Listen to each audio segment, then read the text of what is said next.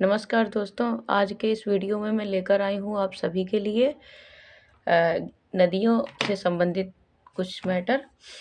और इस नदी तंत्र में भारत की जो नदियाँ हैं उनके बारे में आज हम चर्चा करेंगे। तो भारत की नदियों को किन किन भागों में बांटा गया है या इसका अध्ययन किस प्रकार से किया गया है, इसमें हम देखते हैं कि जो ये भारत की नदियाँ हैं, ये भारत की नदियों को 2 भागों में बाँटा गया है। एक हिमालयी नदियाँ यानी उत्तर भारत की नदियाँ जो हिमालय से निकलती हैं, और दूसरा प्रायद्वीपीय नदियाँ जो प्रायद्वीपीय भारत में नदियाँ हैं वो नदियाँ। तो हिमालयी नदियों को हम 3 भागों में विभाजित कर लेते हैं, जिसके बाद उसका अध्ययन करते हैं। हिमालयी नदियों में सिंधु नदी तंत्र, ब्रह्मपुत्र नदी तंत्र, गंगा नदी तंत्र, ये 3 तंत्रों के द्वारा हम हिमालयी नदियों का अध्ययन करते हैं। और प्रायद्वीपीय नदियाँ जो हैं, इन नदियों का अध्ययन जो करते हैं उसमें मध्य एवं दक्षिण भारत की नदियों के आधार पर इसका अध्ययन हम करेंगे। तो आज हम आपको दिखाएंगे सिंधु नदी तंत्र और ब्रह्मपुत्र नदी तंत्र। इन 2 तंत्रों के बारे में आज के इस वीडियो में चर्चा करेंगे, और गंगा नदी तंत्र की बात हम अगले वीडियो में करेंगे। और अगर आप लोगों को मेरा वीडियो अच्छा लगे तो आप लाइक करिए और सब्सक्राइब करिए, ताकि जो आगे मैं इसका वीडियो बनाऊं तो उसका नोटिफिकेशन आप तक आसानी से पहुंच जाएगा। तो चलिए देखते हैं कि हम सिंधु नदी तंत्र क्या है, इसकी चर्चा हम करते हैं। तो सिंधु नदी तंत्र जो है इसको मैं पहले दिखाती हूँ कि ये सिंधु नदी तंत्र जो है कहाँ से बनता है, निकलती हैं नदियाँ यहाँ की। तो ये जो हमारी यहाँ पर झील है, ये मानसरोवर झील, ये झील है जो हमारी मानसरोवर झील, इस झील का नाम है मानसरोवर झील। मानसरोवर झील, ये झील है। यहाँ से जो नदी निकली है सिंधु नदी, तो सिंधु नदी जो यहाँ से निकलती है, और यहाँ से निकलकर और यहाँ से होते हुए, और ये सिंधु नदी यहाँ से होते हुए यहाँ तक ये अरब सागर में जाती है, पाकिस्तान होते हुए। तो ये हमारी जो नदी है ये सिंधु नदी है, ये सिंधु नदी है। और जो कहाँ से निकलती है तो तिब्बत में, ये तिब्बत चीन में कह सकते हैं, तिब्बत चीन में। तो वहाँ मानसरोवर झील से निकलकर और भारत और पाकिस्तान होते हुए ये अरब सागर में आकर गिर जाती है। और ये सिंधु नदी के बाद इसकी जो सहायक नदियां हैं तो उसको हम देख लेते हैं कि इसमें सिंधु नदी के साथ साथ कौन सी सहायक नदियां हैं। तो सिंधु नदी की सबसे बड़ी जो सहायक नदी है ये चिनाव, ये नदी जो है ये चिनाव है ये। और ये जैसा कि बताया था सिंधु नदी, और ये है चिनाव। कौन सी नदी है ये? चिनाव। इन सब का डिटेल मैं आगे करूंगी, अभी मैं इतना बताती हूँ। और चिनाव जो है ये सिंधु की सबसे बड़ी सहायक है। तो उसके ऊपर ये झेलम नदी है, ये नदी, ये जो नदी है ये है झेलम नदी। कौन सी नदी है? तो झेलम नदी है ये, झेलम नदी। और इसी की जो दूसरी सहायक नदी एक और है, ये है रावी नदी। इसका नाम क्या है? रावी नदी। ये सारी नदियां जो है वो सिंधु नदी तंत्र में है, इसलिए मैं दिखा रही हूँ। और इसी मानसरोवर झील से ही एक नदी और निकलती है जिसका नाम है सतलुज नदी। ये कौन सी नाम है? सतलुज या सतलज नदी। तो ये नदी जो है सतलज नदी, और सतलज की ही एक सहायक है व्यास नदी। इस नदी का नाम है व्यास। तो ये मैंने ये दिखाया सिंधु नदी तंत्र में कौन कौन सी नदियां हैं, और वो नदियां जो हैं ये कहाँ से कहाँ तक हैं। तो इसमें आप लोग देख पा रहे हैं कि सबसे ऊपर है ये सिंधु नदी। ये सिंधु नदी तो मानसरोवर झील से निकलती है, यहाँ से अरब सागर तक जाती है। तो ये कितने देशों से होकर जाती है?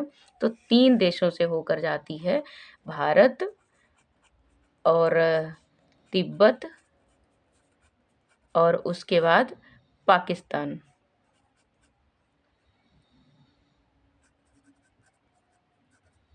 ये 3 देशों से होकर जाती है। और सिंधु नदी जो है ये सिंधु नदी इसकी ही सहायक नदियां हैं झेलम, चिनाब, रावी और व्यास और सतलुज। ये नदियां जो हैं इसकी सिंधु की सहायक नदियां हैं। और इन चारों में सबसे ज़्यादा बड़ी नदी कौन सी है? तो सिंधु की सबसे बड़ी सहायक नदी अगर पूछा जाए तो ये चिनाब नदी है, क्योंकि यही सीधा सिंधु नदी में मिलती है यहाँ पर, और हादी के पास यहाँ पर मिलती है।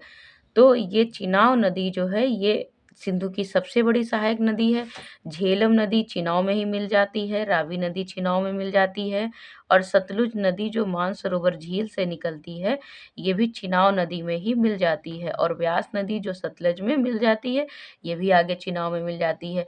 तो चिनाब नदी ही सबसे आगे बढ़कर सिंधु नदी में मिलती है, यानी सिंधु की सबसे बड़ी सहायक नदी जो है वो चिनाब नदी है। उसके बाद अगर हम पूछे किस सीक्वेंस से पूछ दिया जाए तो उसी सीक्वेंस से झेलम, चिनाब, रावी, व्यास और सतलुज ऐसे भी पूछ दिया जाता है, उत्तर से दक्षिण का क्रम। और इसकी डिटेल में चर्चा हम आगे करते हैं। अब इसमें देख लेते हैं कि सबसे पहले पूछा जाता है हमसे उद्गम स्थल और मुहाना और सहायक नदियाँ। ये इस प्रकार से भी जरूर पूछा जाता है हमसे, अक्सर क्वेश्चन बन जाता है। तो सिंधु नदी जो है इसका उद्गम स्थल क्या है? तो मानसरोवर झील। यहाँ जैसे पूछा जाए तो उद्गम कहाँ है, तो उद्गम क्या है? मानसरोवर झील, मानसरोवर झील। और उसके बाद मुहाना क्या है? तो ये अरब सागर, अरब सागर ये मुहाना है। और सहायक नदियां कौन सी हैं? तो झेलम, चिनाब, रावी, व्यास और सतलुज। ये तो इतना कंप्लीट हो गया। और सिंधु नदी 3 देशों से होकर गुजरती है, तो भारत, तिब्बत और पाकिस्तान, या कह सकते हैं कि तिब्बत, भारत और पाकिस्तान, ये 3 देशों से होकर गुजरती है। और उसके बाद सिंधु नदी चीन में, तिब्बत में मानसरोवर झील से निकलती है जब, तो ये इसी के दाएं तट पर, यहाँ पर दायां तट है ये। जैसे मान लेते हैं कि नदी इधर जाती है, हम अपने आप को अगर इधर खड़ा करेंगे तो ये हमारा दायां तट होगा, क्योंकि नदी इधर से इधर की तरफ जा रही है। तो यहीं पर ये जो शहर है लेह, ये अक्सर पूछ दिया जाता है, लेह शहर जो है लद्दाख का, ये सिंधु नदी के किस तट पर है? तो हमारा दाएं तट पर ये स्थित है, हमारा लेह। और ये सिंधु नदी तंत्र में 2 नदियां तिब्बत से आती हैं। ये भी एक क्वेश्चन बनता है कि 2 नदियां तिब्बत से आती हैं, यानी मानसरोवर झील से। एक सिंधु नदी खुद स्वयं आती है, और दूसरी सतलुज नदी जो है इसकी सहायक नदी, वो भी मानसरोवर झील से ही आती है। और उसके बाद सिंधु नदी जो है इसी के समझौते से, ये जो सिंधु नदी है इसी को लेकर भारत और पाकिस्तान के बीच में एक समझौता हुआ था 1960 ईस्वी में, और इस समझौते का नाम रखा गया था सिंधु जल समझौता। ये नाम रखा गया था सिंधु जल समझौता। ये हुआ था किस किस के बीच हुआ था? तो भारत और पाकिस्तान के बीच हुआ था। और इसी संधि पर भारत के जो तत्कालीन प्रधानमंत्री थे पंडित जवाहरलाल नेहरू, ये जवाहरलाल नेहरू,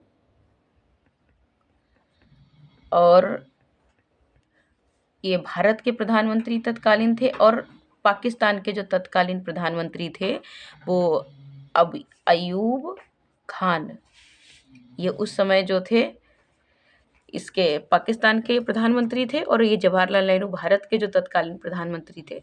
इन दोनों लोगों ने उस समय जो सिंधु जल समझौता हुआ इस पर 1960 ईस्वी में जो समझौता हुआ था उस पर अपने दस्तखत किए थे, और ये फैसला हुआ था कि सिंधु, झेलम और चिनाब, इन 3 नदियों का जल जो है पाकिस्तान के अधिकृत में रहेगा और अधिकार में रहेगा, और रावी, व्यास और सतलुज का जो जल है वो भारत के अधिकार में रहेगा। ये समझौता हुआ था।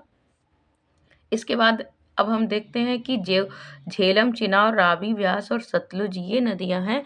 इन नदियों में, तो इन नदियों की उद्गम कहाँ है, इनकी मेन विशेषता क्या है, और ये नदियां मुहाना कहाँ है, इसकी चर्चा हम करते हैं आगे। जो चिनाव नदी है, ये सिंधु नदी का तो हमें पता चल गया है, ये सिंधु नदी का उद्गम मानसरोवर झील, और जो मुहाना है वो अरब सागर है, और उसके बाद सहायक नदियाँ ये हैं, ये इतना पता चल गया है।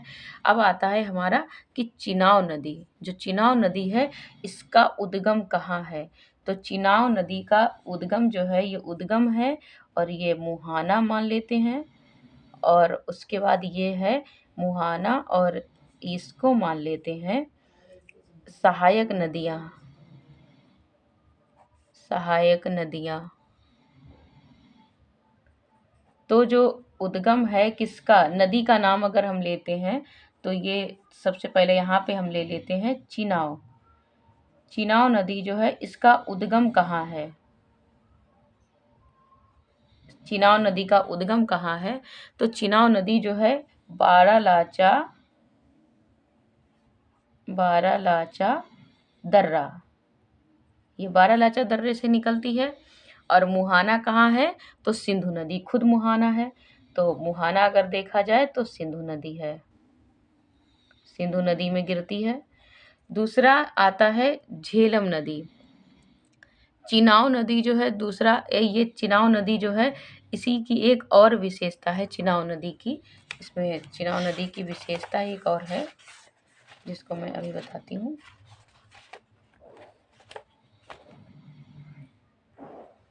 तो चिनाव नदी की जो एक विशेषता है, विशेषता क्या है, चिनाव नदी जो है वो दो से मिलकर बनी है, एक दो नदियां हैं हिमाचल प्रदेश में, दो नदियां हैं, इसका नाम है भागा और ये नदी का नाम है चंद्र।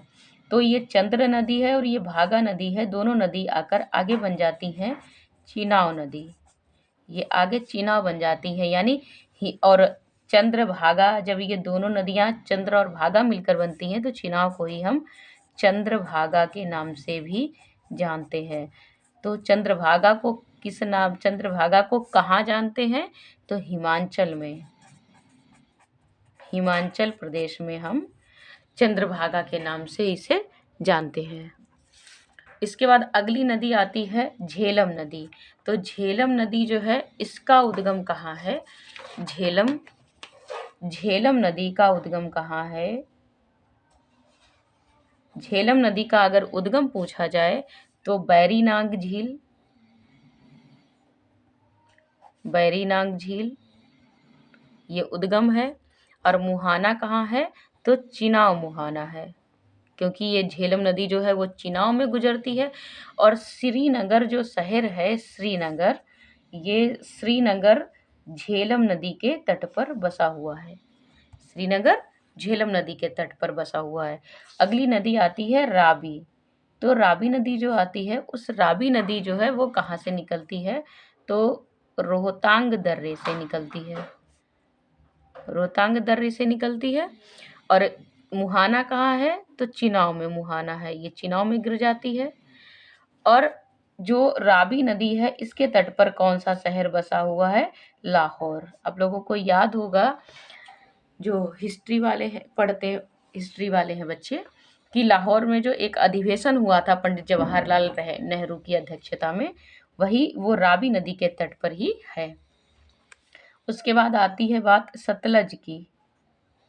तो सतलज नदी जो है वो कहाँ से निकलती है, तो राकसताल झील से निकलती है, राकसताल झील से निकलती है। राकसताल झील जो है वो मानसरोवर में ही है, मानसरोवर झील, तो मानसरोवर से ही निकलती है तिब्बत से। और इसका भी मुहाना जो है वो चिनाव नदी में ही है।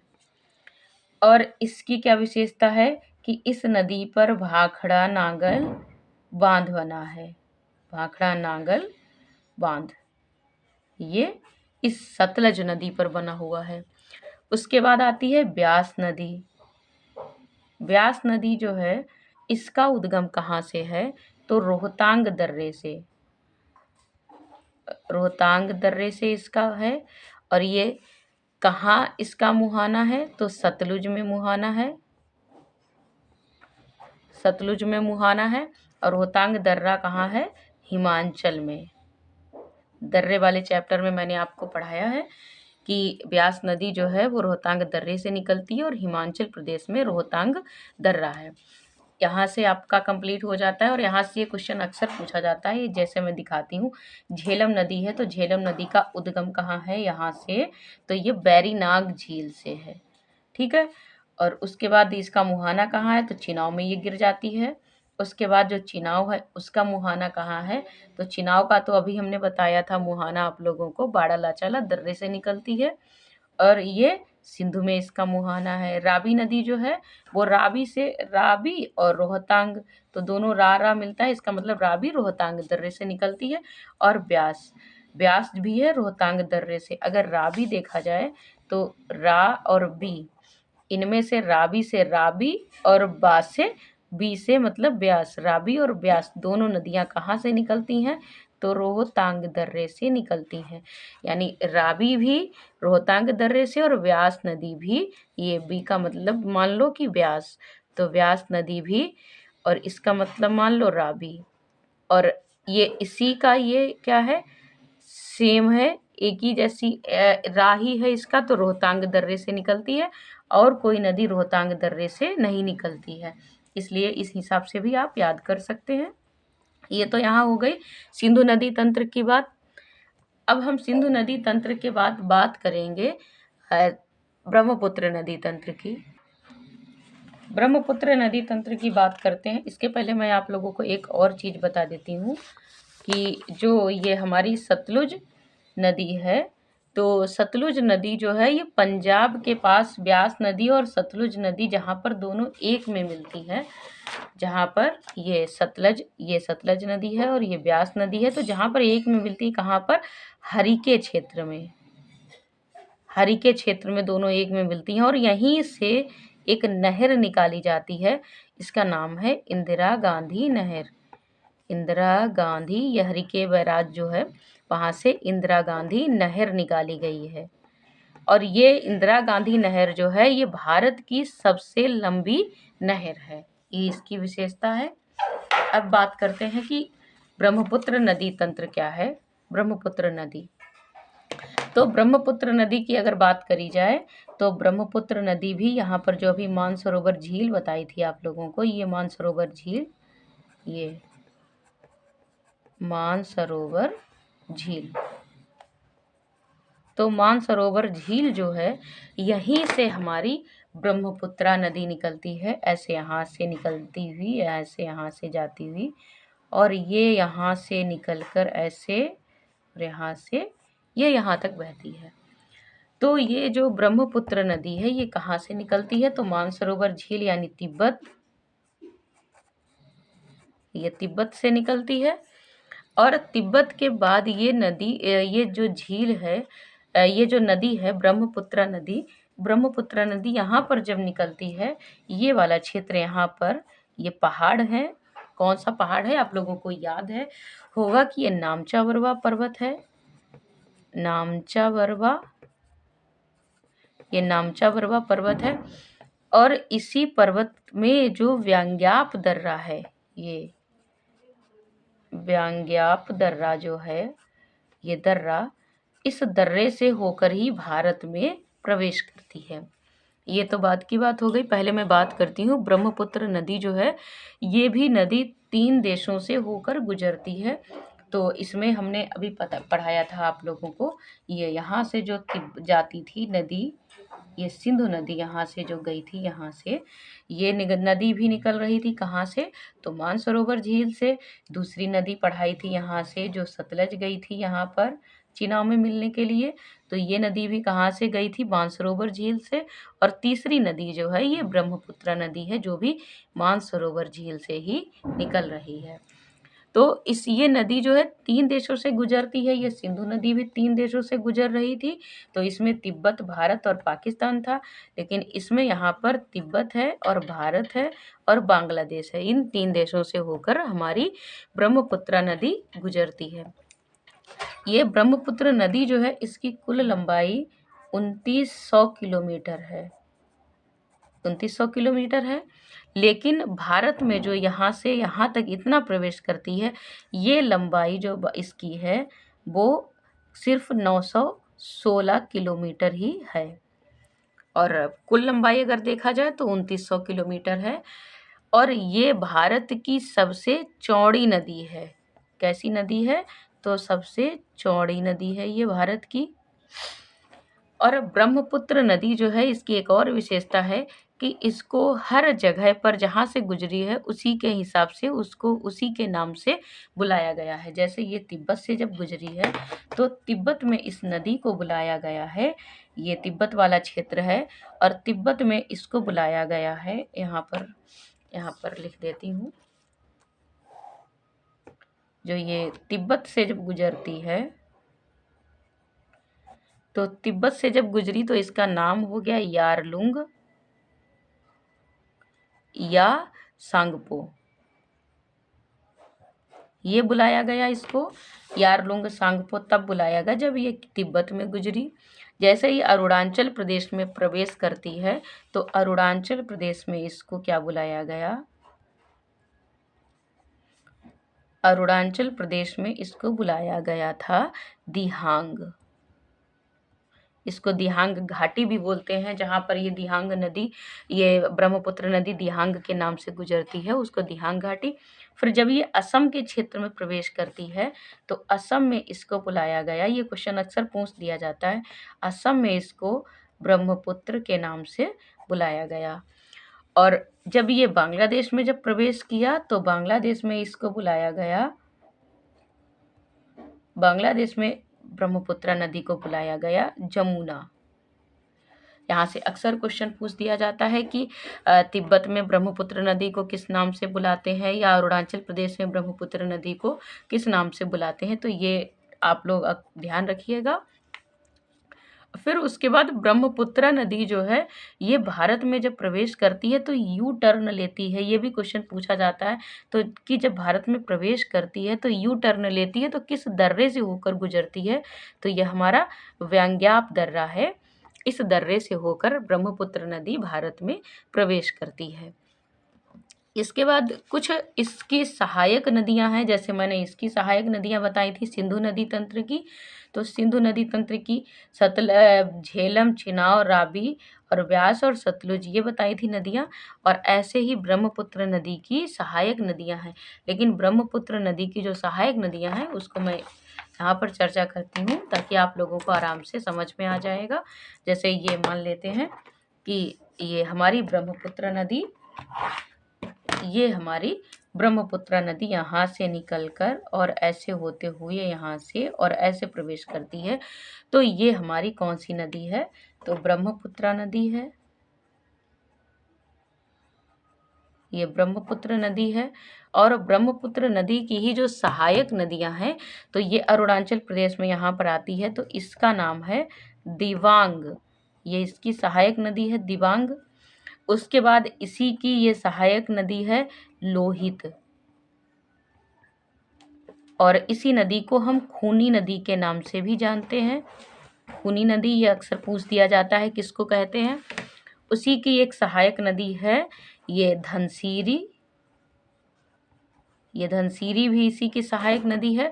और इसी की सहायक नदी है कोपिली नदी। कोपिली नदी ये इसकी सहायक नदी है।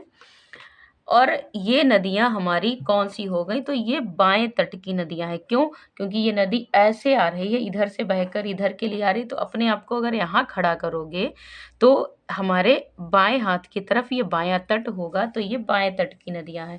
अब दाएं तट की नदियां यहाँ पर ये मैं लिख लेती हूँ। ये हमारा कौन सा तट है? तो ये हमारा बायां तट है। ये बायां तट है। और इधर वाला जो तट होगा ये हमारा दायां तट यानी राइट साइड होगा।